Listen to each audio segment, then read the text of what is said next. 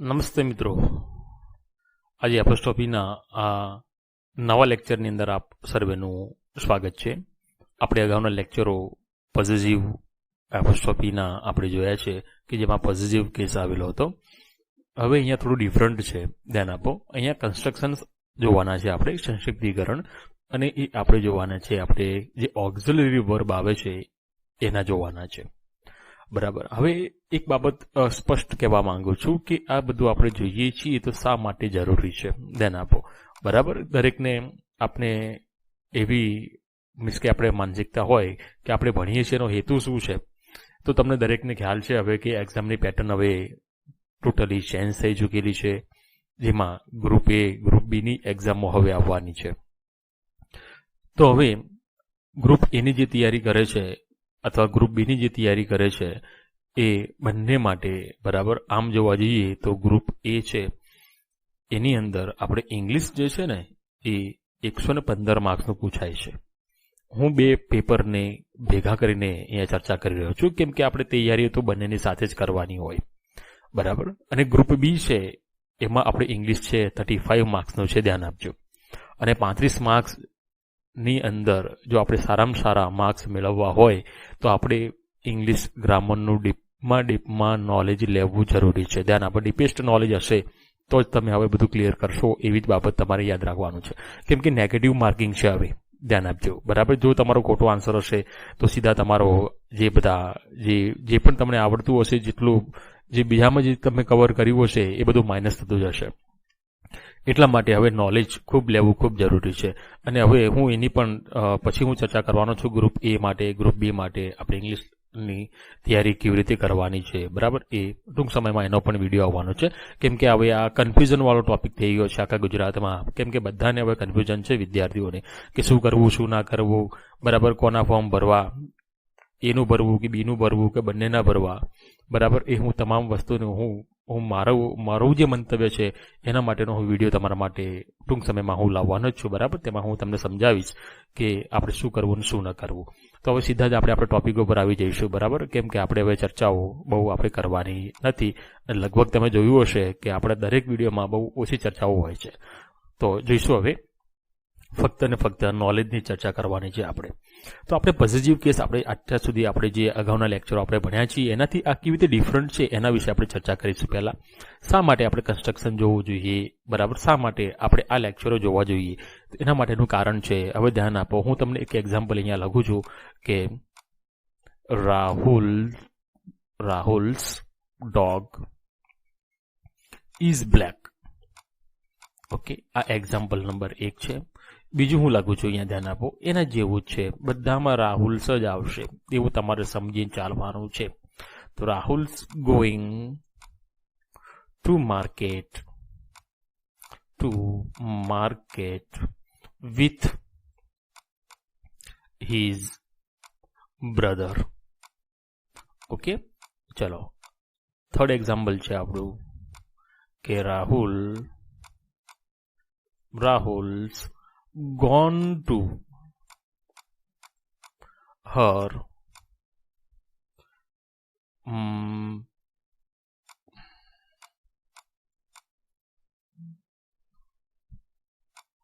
parents house.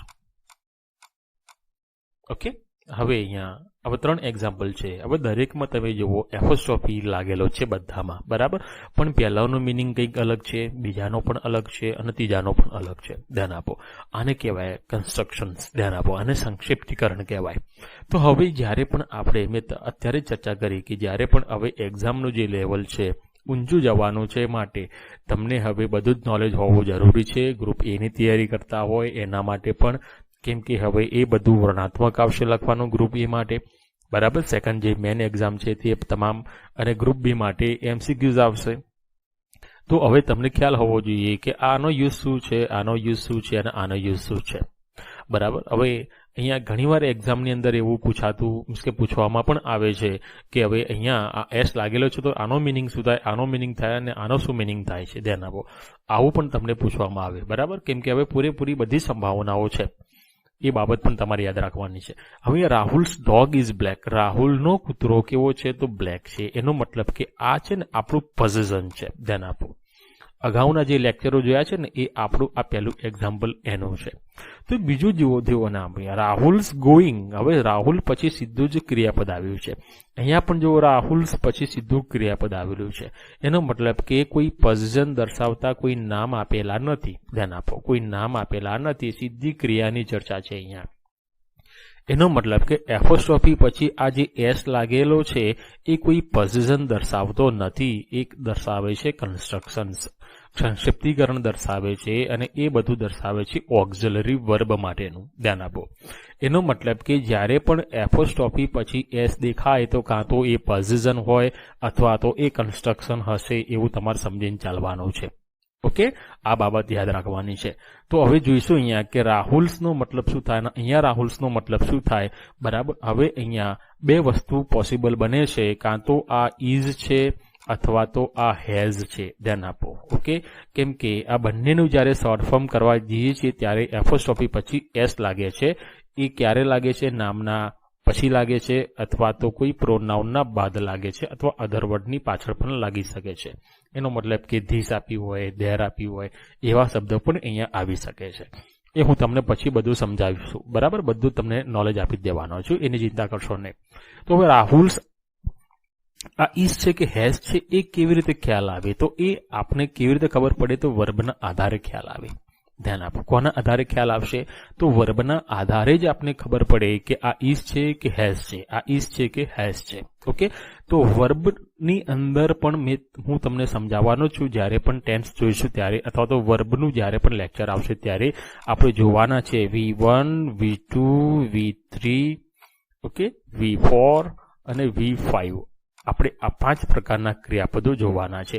આ આપણું મૂળ ક્રિયાપદ છે, આ આપણું ભૂતકાળનું ક્રિયાપદ છે, આ આપણું ભૂતકૃદંતનું ક્રિયાપદ છે, અને આ V4 આપણે ભણીશું ING વાળા ક્રિયાપદો. ઓકે, અને V5 આપણે ભણીશું S કે ES વાળા ક્રિયાપદો. ઓકે, S અથવા તો ES વાળા. Concept clear? આપણે આ 3 તો બધી જગ્યાએ જોયેલા છે, પણ ING કેવી રીતે બનાવવા અને V5 એટલે કે S કે ES કેવી રીતે બનાવવા એના પણ નિયમો આપણે વર્બની અંદર જોઈશું. તો હવે અહીંયા ગોઈંગ લાગેલું છે, તો ગોઈંગ અહીંયા ધ્યાન આપો. હવે ઇઝ સાથે ING વાળું ક્રિયાપદ આવે કે હેજ સાથે ING વાળું ક્રિયાપદ આવે, એ કોન્સેપ્ટ તમને ક્લિયર હોવો જોઈએ. અને કોન્સેપ્ટ ક્યારે ક્લિયર થાય? કે જ્યારે આપણે ટેન્સ આવડતા હોય ત્યારે, અથવા તો ટેન્સનું નોલેજ હોય ત્યારે. આપને એ ખ્યાલ હોવો જોઈએ કે મૂળ ક્રિયાપદો કયા ટેન્સમાં આવે છે, ભૂતકાળના ક્રિયાપદો કયા ટેન્સમાં આવે છે, અહીંયા ભૂતકૃદંતના ક્રિયાપદો કયા ટેન્સમાં આવે છે, ING વાળા ક્રિયાપદો કયા ટેન્સમાં આવે છે. ઓકે, અત્યારે હું ફક્ત ઉપરથી જ નોલેજ આપી રહ્યો છું, પછી ડીપમાં આપણે સમજવાનું છે. તો ING વાળા ક્રિયાપદોની અંદર ધ્યાન આપો, હંમેશા કન્ટિન્યુઅસ ટેન્સ હોવો જોઈએ. કયો હોવો જોઈએ? તો કન્ટિન્યુઅસ ટેન્સ હોવો જોઈએ. ઓકે, એનો મતલબ કે પ્રેઝન્ટ કન્ટિન્યુઅસ હોવો જોઈએ, પાસ્ટ કન્ટિન્યુઅસ હોવો જોઈએ, ફ્યુચર કન્ટિન્યુઅસ શબ્દ હોવો જોઈએ, અથવા તો કોઈ પણ જગ્યાએ કન્ટિન્યુઅસ શબ્દનો ઉલ્લેખ થયેલો હોવો જોઈએ. એનો મતલબ કે ચાલુ પૂર્ણ વર્તમાન કાળની અંદર પણ કન્ટિન્યુઅસ શબ્દ આવે છે. Okay, present perfect continuous tense. એનો મતલબ કન્ટિન્યુઅસ શબ્દ જે જગ્યાએ આવે એ જગ્યાએ હંમેશા ING વાળા ક્રિયાપદો આવશે. બરાબર, તો ING વાળા ક્રિયાપદો હંમેશા કન્ટિન્યુઅસ ટેન્સમાં આવે. એનો મતલબ તો કન્ટિન્યુઅસ ટેન્સમાં ઓક્ઝિલરી વર્બ કયા કયા આવે એ ટેન્સના આધારે નક્કી થાય છે. તો ચાલુ વર્તમાન કાળ હોય તો એમ ઇઝ આર આવે. ઓકે, ચાલુ વર્તમાન કાળ હોય તો શું આવશે? તો એમ ઇઝ અને આર આવશે. ચાલુ ભૂતકાળ હોય તો વોઝ વેર આવે. ચાલુ ભવિષ્ય હોય તો શેલ બી અને વિલ બી આવે. એનો મતલબ કે ચાલુ વર્તમાન કાળમાં એમ ઇઝ આર આવે એ આપણે તરત ખ્યાલ આવી ગયો. તો એનો મતલબ કે આ છે ને એ ઇઝ છે. ઓકે, હેઝ નથી, કેમ કે હેઝમાં પાછા ક્રિયાપદો કેવા આવે છે? તો એમાં V3 ના ક્રિયાપદો આવે. કેવા આવે છે? V3 ના ક્રિયાપદો આવતા હોય છે હેવ અને હેઝની અંદર. હેડની અંદર પણ V3 ના ક્રિયાપદો આવે છે. એનો મતલબ એ થયો કે આ ગોન છે ને, આ ગોન એ કયા પ્રકારનું ક્રિયાપદ છે? તો તમને પહેલો ખ્યાલ હોવો જોઈએ. તો એ V3 છે. એ કેવું છે? V3 છે. તો એનું V2 શું થાય? તો શું થાય? તો વેન્ટ થાય. ઓકે, એનો મૂળ ક્રિયાપદ શું થાય? તો ગો થાય. તો ગો, વેન્ટ અને ગન. ING તો બધાને ખ્યાલ જ છે, ગોઈંગ થશે, અને S કે ES લગાડવું હોય તો GOES થશે. ઓકે, ગોઝ થશે. એનો મતલબ કે આઈએનજી વાળા ક્રિયાપદો હોય તો આપણે એમ ઇઝ આર નો યુઝ થાય, વોઝ વેર નો યુઝ થાય, શેલ બી વિલ બી નો યુઝ થાય. ઓકે, અથવા તો ચાલુ પૂર્ણ વર્તમાન કાળ આપેલો હોય તો હેવ એઝ પ્લસ બીન આવે. ધ્યાન આપો, બીન શબ્દનો યુઝ હોવો જોઈએ, જરૂરી છે વાક્યની અંદર, ત્યારે આઈએનજી વાળા ક્રિયાપદો આવે. એ હું તમને ડીપમાં નોલેજ આપવાનો છું. અત્યારે ફક્ત ઉપર સમજાવું છું કે અહીંયા આ છે ને, આ નામ આપેલું હોય તો આનો મતલબ શું થાય અત્યારે આપણે એ સમજી રહ્યા છીએ. ઓકે, તો ગોન છે એટલા માટે આ ઉપયોગ શું આવશે, હેઝ છે. એનો મતલબ કે આ એસ લાગેલો છે એને હેઝ કહેવાય અને એસ લાગેલો છે એને ઇઝ કહેવાય. આ વાક્યના આધારે આપણે સમજણ પડે છે. ધ્યાન આપો. ઓકે, તો આ કોઈ પોઝિટિવ નથી, સમજજો બરાબર, મિક્સઅપ ના થઈ જાય એટલા માટે આપણે કન્સ્ટ્રક્શન નામનો ટોપિક અલગ લીધેલો છે. ઓકે, આ પહેલું લેક્ચર છે એનું કન્સ્ટ્રક્શનનું. ધ્યાન આપો, એટલા માટે આપણે સમજાવતા હોઈએ છીએ, સમજીએ છીએ. અહીંયા આ બધું જ તમને જ્યારે પેરેગ્રાફમાંથી ક્વેશ્ચન આન્સર લખવાના થાય ત્યારે, અથવા તો કોઈ ખાલી જગ્યાઓ પણ આની આવી શકે છે, એમાં પણ તમને ખૂબ ઉપયોગી થશે. ચલો થોડું બીજું ડીપમાં સમજાવું છું. બરાબર, બીજા એક્ઝામ્પલો પણ આપણે જોઈએ. તો હવે બીજા એક્ઝામ્પલો જોઈએ. ચલો, નંબર 1. હવે હું અહીંયા લાગુ છું આઈડ શું વંચાય છે એને, આઈડ ગોન ટુ આગ્રા.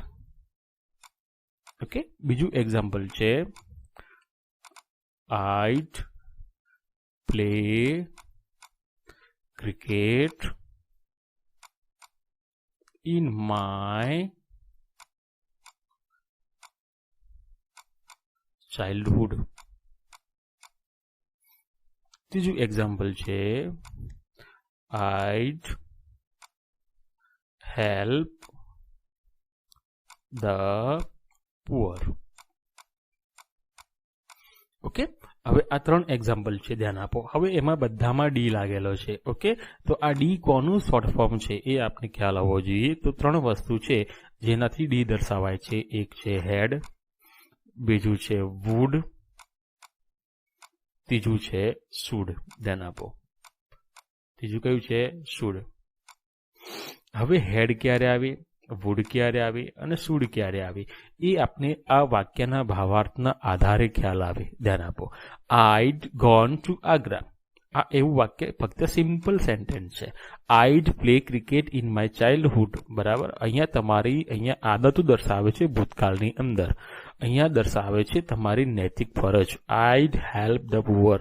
બરાબર, મને ગરીબ લોકોની મદદ કરવી જોઈએ. તો આ તમારી નૈતિક ફરજ દર્શાવે છે.